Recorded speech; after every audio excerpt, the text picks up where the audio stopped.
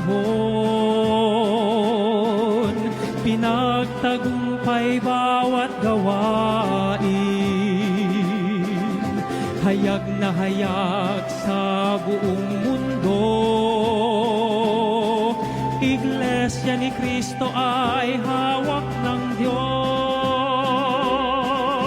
Mapalad tayong kaniyang bayan,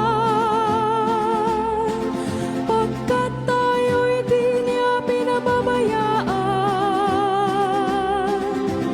Naglagay sa atin ng pamamahala, upang tayo'y may handa sa kaligtasan. Aming Ama, purihin ka sa iyong awa at kabutihan.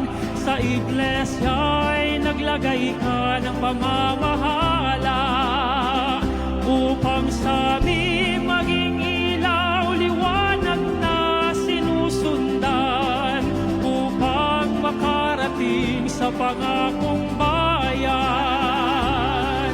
Ating ipangako sa Ama,